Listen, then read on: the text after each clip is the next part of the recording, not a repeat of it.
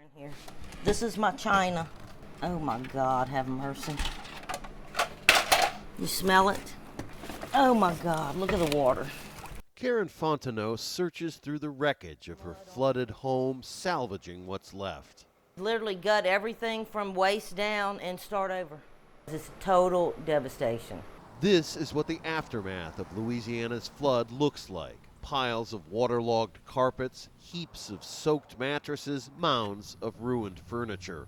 Tossed in front yards, the stored-up possessions of a lifetime lay, turned to rubbish overnight. The flood damaged at least 40,000 homes.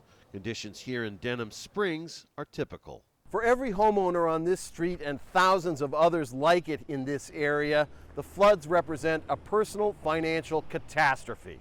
As far as the entire economic cost of this disaster, no one's quite sure yet, but experts are coming up with some initial estimates. The numbers that are starting to come out are about $1.5 billion.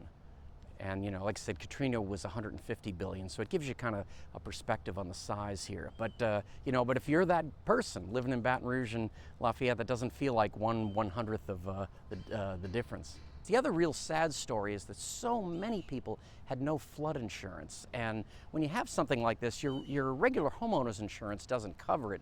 And when you talk to people, it's always the same story. Well, it's never flooded here, and that this is a 1,000-year flood.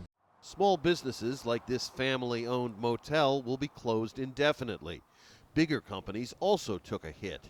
Everything inside this sprawling supermarket is spoiled and rotting in the heat. The cleanup efforts will begin today.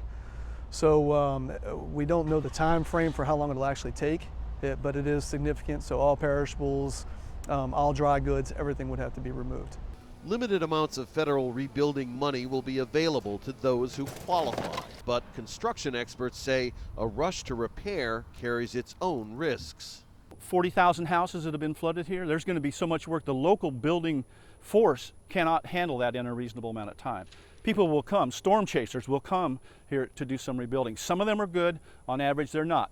That's medical products. Karen Fontenot knows it will be weeks or months before her work is finished. I'll try to get my house fixed up and help as many other people as I can. And that's the way that we do it down here in the South. A spirit that will be tested in the hard times ahead.